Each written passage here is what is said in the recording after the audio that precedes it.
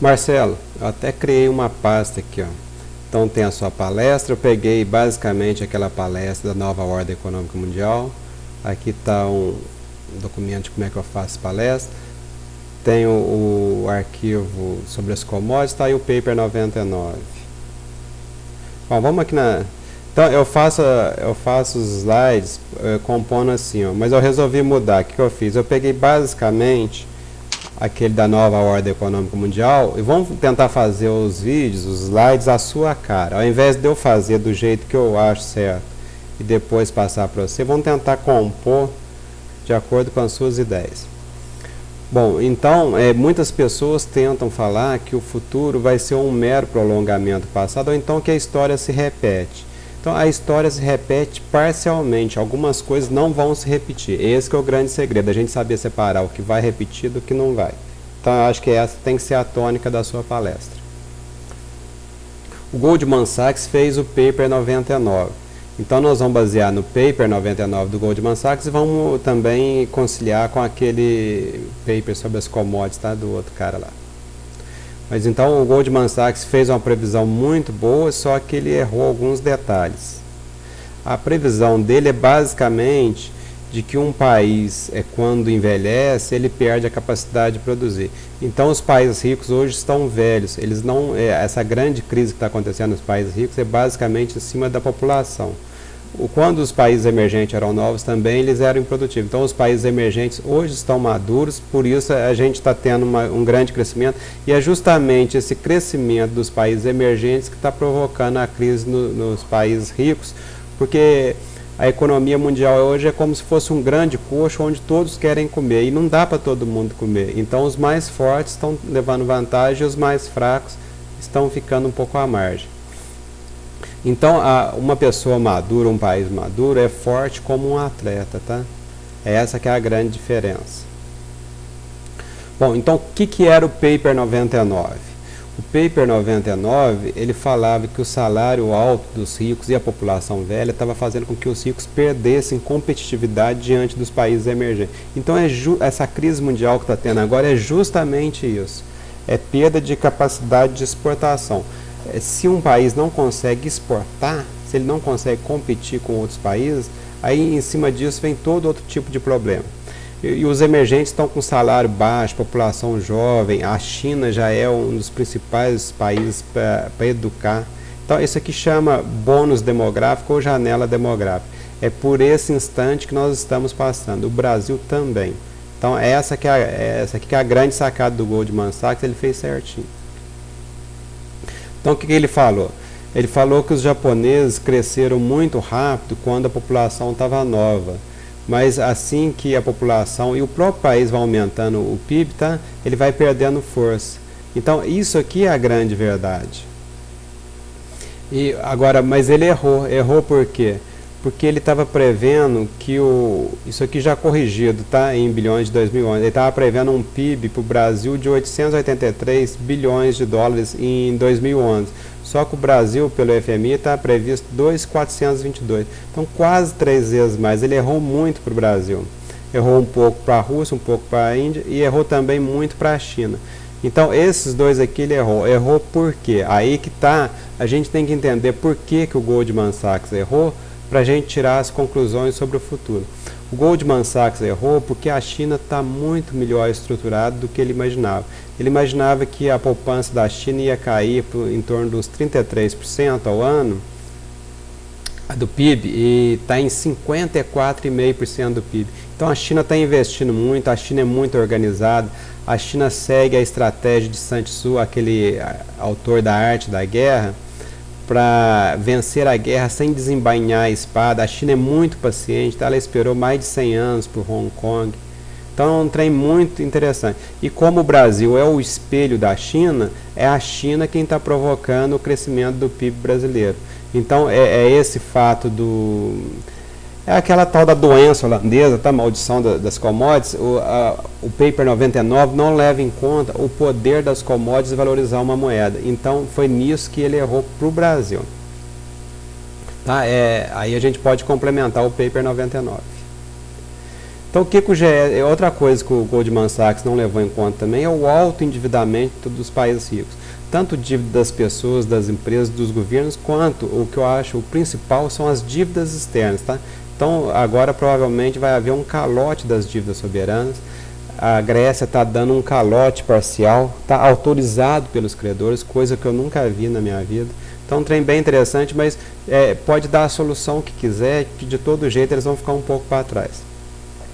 O Goldman Sachs também não levou em conta os recursos naturais do Brasil. Tá? O Brasil tem muitos recursos naturais e vai se dar muito bem nesse novo mundo. E a reciclagem dos petrodólares pela China. Isso aqui é uma coisa muito interessante, porque quando o petróleo sobe de preço, a China ganha. Porque quem vende petróleo ganha dinheiro e vai gastar na China. Então essas três coisas aqui o Goldman Sachs não levou em conta e são coisas muito importantes junto com o envelhecimento da população. No último relatório do FMI, acho que de abril de 2011, ele fez um alerta sobre as dívidas públicas. Tá? Então essa crise aí já estava alertada pelo FMI. Então aqui está o balanço fiscal, né? Aqui ó, você veja que os países ricos estão bem pior do que os países emergentes. Então o FMI faz uma diferença entre emergentes e os ricos. Tá? É justamente onde que a gente deve bater. Então ele prevê até que vai diminuir, tá? Tem que diminuir porque tá, olha só, 8% de déficit de países ricos, isso aqui é muito alto. Então é insustentável, o mercado financeiro não aguenta financiar e não financia esse tipo de déficit. Então já está descendo na marra, tá vendo? Estava previsto. Então essa crise mundial é para diminuir o déficit público.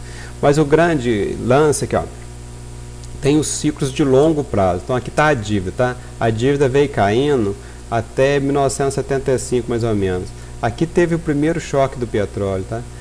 Então você veja que tem as populações e tem as commodities também. Assim que o petróleo foi aumentando de preço e os países ricos também perderam competitividade, os governos vão perdendo a capacidade. Quando a economia está bem, como no Brasil, o governo tem uma alta capacidade de tributar. Daí ele diminui a dívida pública. Quando a economia vai mal, ele perde a capacidade de tributar. Então a situação piora. Então essa crise não é uma coisa de agora, é uma coisa de longo prazo, é coisa de 30 anos e não vai se resolver também no curto prazo. Por outro lado, você pode olhar aqui que os emergentes estão com sua dívida pública diminuindo, tá? O Brasil, China inclusive. Então a situação dos ricos está indo para o buraco e a situação dos países emergentes está numa boa. A moeda de um país representa a força do país. Então, o Brasil, se você pegar aquele livro A Saga Brasileira da Miriam Leitão, o Brasil teve muita dificuldade para construir uma moeda. E os Estados Unidos, Europa e Japão estão destruindo a moeda deles. Tá? Eles estão dando cheque sem fundo, eles estão com um talonário lá e estão emitindo. Enquanto isso, o Brasil construiu a sua moeda. O Brasil não tinha moeda. E principalmente depois de 2002, depois que o Lula entrou e adotou o programa do PSDB e o Brasil ganhou credibilidade, tá? Porque todo mundo viu que ninguém ia fazer, como diz o Armínio Fraga, ninguém ia saltar pela janela. Então o Brasil ganhou muita credibilidade. Isso aqui foi coisa forçada, tá? Do Gustavo Frango, do Fernando Henrique. Então isso aqui é uma valorização da moeda. Eu gosto de medir a valorização da moeda pela relação PIB, paridade, poder de compra, tá? Isso aqui está em inglês. E o PIB a preços do câmbio. Então, é a primeira vez na vida que a moeda brasileira está com essa relação abaixo de 1, ou seja, o real está mais valorizado que o dólar. Uma coisa muito interessante que eu gosto de olhar muito é poupança. Por que eu gosto de olhar a poupança? Porque se um país poupa, significa que ele está muito bem, que ele construiu algo no passado. E ao mesmo tempo essa poupança é um indicativo que o futuro vai estar bem. Porque se um país poupa, ele pode investir. Então os países emergentes, isso aqui é a crise da Rússia, tá vendo? Então eles aumentaram a poupança dele ao longo dos tempos. E depois que a China entrou para o OMC em 2001, essa elevação foi muito maior. E por outro lado, os países ricos estão caindo. Isso aqui é a projeção do FMI que vai melhorar, tá? Mas o que aconteceu mesmo foi uma grande queda da capacidade de poupança dos países ricos. Por quê? Porque eles perderam a capacidade de competir com a China. Então isso aqui é basicamente o efeito China, e essa aqui que é a tal do descolamento, é isso aqui que está acontecendo no mundo. Os emergentes estão bem e os países ricos estão mal. Bom, nós temos 3 fatores de produção: terra, trabalho e capital. Só que esses 3 fatores estão mudando no momento. Por que está mudando?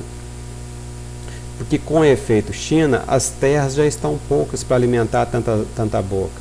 O trabalho aumentou muito porque China e Índia tem muita gente para trabalhar.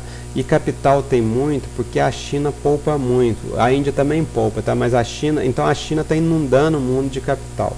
Então é essas mudanças aqui que estão fazendo a diferença para o Brasil, porque o Brasil tem muita terra, tem pouco trabalho e tem pouco capital.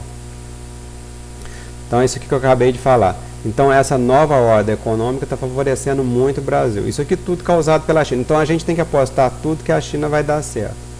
A gente tem que combater todas as teses de que a China vai dar errado, porque senão o Brasil também vai para trás. Os grandes recursos naturais do Brasil são minério de ferro, que eu saiba dá para 200 anos.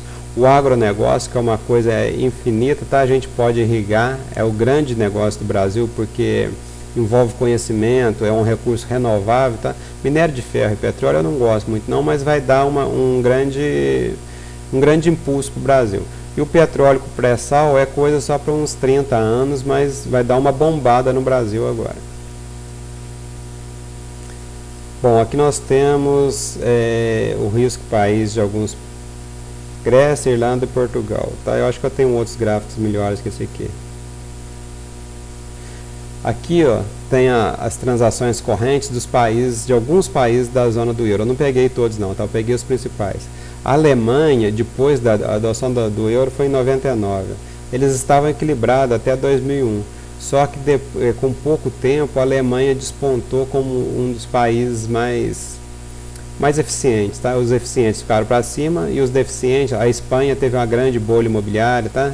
Esse desemprego na Espanha é o que faz esse déficit aqui cair. Então a zona do euro, a Europa, até que ela não está tão ruim como um todo igual os Estados Unidos. Só que há um grande desequilíbrio interno e não há uma união fiscal, uma união política, uma união tributária. Então isso aqui está causando, vamos ver como que eles vão resolver. Mesmo que eles ajudem a Grécia, façam esse plano de salvamento, lá vai se arrastar por conta desses problemas. Cada problema para resolver tem um custo. Então aqui ó, é bem melhor do que aquele, tá?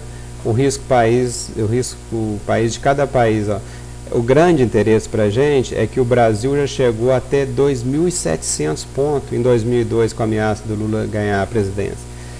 Com a crise de 2008 subiu bastante o risco país, só que dessa vez não está subindo. Não está subindo por quê? Porque o Brasil já provou ao mundo que essas crises não detonam ele. Quem apostou na queda do Brasil em 2008 perdeu dinheiro, então agora não vai apostar de novo. Então essa crise de 2011, apesar de parecida com a de 2008, vai ter resultados diferentes.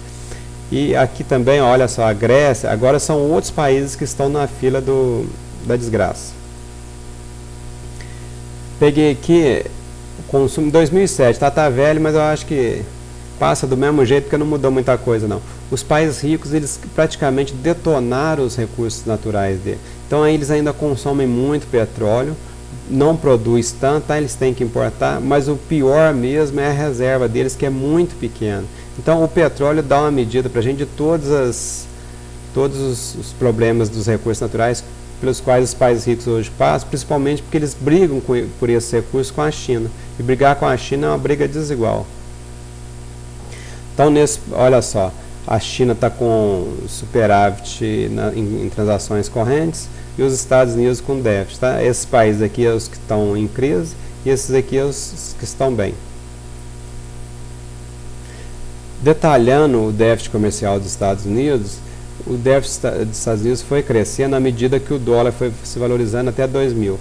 Com a crise do estouro da bolha imobiliária das ações melhorou, cresceu de novo, aqui estourou a bolha imobiliária, aqui quebrou o banco Lehman Brothers. Então quando tem crise nos Estados Unidos, as pessoas deixam de consumir e as contas melhoram. Só que assim que a economia começa a recuperar, a situação começa a piorar de novo. Então essa crise dos Estados Unidos é só a gente olhar aqui que a gente não sabe direito quando que vai acontecer, mas sabe que vai ter crise. É uma coisa que não tem jeito, eles têm que resolver, eles têm que saber competir com a China, vai ter que abaixar o salário, vai ter que poupar mais, trabalhar mais e consumir menos, ao contrário do que a grande mídia fala. Então o risco país do Brasil, ó, já teve em 2.700 com o Lula aqui, tá? Eu falei 2.700, mas é 2.400. E agora está abaixo. Isso aqui a gente pega lá no IPEA. A energia, segundo a empresa brasileira de pesquisa energética, empresa de pesquisa energética, se não me engano. Então vai aumentar muito a produção de energia no Brasil. Então esse aumento da produção de energia, que vai, como energia a gente faz qualquer coisa, isso aqui vai ser o grande boom do Brasil, principalmente essa aqui, ó, de 6.1, eu acho exagerado, eu acho que não vai chegar a tanto, tá? Mas mesmo assim, o mundo, praticamente, a produção de petróleo está estagnada, o Brasil está dando um grande salto. O gás natural vai aumentar, o etanol, tá? É esse aqui que eu gosto, por quê? Porque é uma fonte renovável, é uma fonte que dá empregos, que gera riqueza para o Brasil. E a eólica que mais vai crescer, ó. Mas o importante é que a eólica não ameace os outros tipos, porque a eólica talvez em outros lugares do mundo consigam produzir mais que o Brasil. A gente tem que batalhar para que a energia conseguida através das plantas seja o principal, porque aí o Brasil vai levar vantagem, só o Brasil é bom nisso. Ao longo da história, as commodities não mantêm o seu preço alto desse jeito que está agora, eles caem. Então tem um gráfico lá aquele outro texto do Mark Weber, então são crises, ele fala que é de 45 a 60 anos. E ele fala que tem guerras por disputa por commodities. Existe a história, tá? E nós vamos tentar contrariar, nós vamos apresentar a tese contrária à nossa e nós vamos detonar ela, nós vamos passar por cima dela. Por quê? Bom, primeiro que nós vamos apostar que dessa vez a alta das commodities é definitiva. É definitiva porque existem recursos não renováveis que estão se esgotando, principalmente o petróleo. E o petróleo subindo, sobe tudo. Nós vamos apostar também que dessa vez não vai ter guerra por conta das commodities. Não vai ter guerra por quê? Porque o mundo está globalizado. Se um país faz guerra com o outro, ele acaba sendo prejudicado. Então, com o mundo, um país comercializando essas cadeias de produção, não mais interessa a guerra. E a China também, que será a nova potência hegemônica, ela tem um filho por família. Então, uma família não vai querer mandar o seu filho para a guerra se ele tem um só. Quem tem muitos até manda alguns, entendeu? Mas quem tem um filho só não gosta de guerra. Então eu aposto que o mundo não vai ter mais guerras, inclusive porque a população mundial amadureceu. Um jovem ele é incendiário, mas quando ele amadurece ele vira bombeiro. Então a população mundial amadureceu e ela não vai fazer guerra, ela não vai jogar pedra no telhado dos outros. Essa que vai ser a nossa aposta. Tá? Nós vamos apresentar a tese contrária à nossa para mostrar que a gente conhece a outra tese, mas a gente não vai acreditar nela. E nós não vamos acreditar por quê? É porque o fim dos recursos não renováveis, tá? O fim do petróleo. Vai ter um pico do petróleo, é certeza. Tá? Em 2004 apresentaram esse cenário aqui que não se confirmou. O pico do petróleo talvez não seja próximo, pode ser em 2020, 2030, mas os Estados Unidos já teve o pico do petróleo deles em 1970. A produção de petróleo já não aumenta mais tanto quanto aumentava antigamente. Antigamente o aumento era exponencial. Depois da primeira crise do petróleo, o aumento já não é tão exponencial mais e agora está aumentando menos ainda. Então vai ter o pico do petróleo, a questão é saber quando. Não é que o petróleo vai acabar, é que cada vez vai ficar mais caro extrair ele, cada vez mais fundo. E como que o mercado precifica isso? Como que o mercado aposta no fim do petróleo? Então tem aqueles ciclos econômicos, mas só que o ciclo do petróleo existe, mas cada vez a parte de baixo está mais alta, tá vendo? E a parte de cima, você chama isso de teto, daquelas linhas de tendência, dá até para você fazer aí na análise gráfica sua. Cada vez um topo mais alto e um piso mais baixo, mais alto também. E uma linha de tendência que eu calculei, o preço do petróleo ele sobe acima do preço das exportações mundiais em torno de 3,6% ao ano. Então tem uma clara tendência de alta, mesmo com os ciclos, tá? Daqueles 45, 60 anos. Então as commodities estão passando por cima daquele ciclo. Essa que é a nossa aposta principal. E o Brasil vai ser o grande vencedor nessa nova ordem econômica mundial. E depois você põe lá alguns dados meus, a gente pode botar aquele site, né? Eu botei aqui só para dar um indicativo. Falou, Marcelo? Um abração.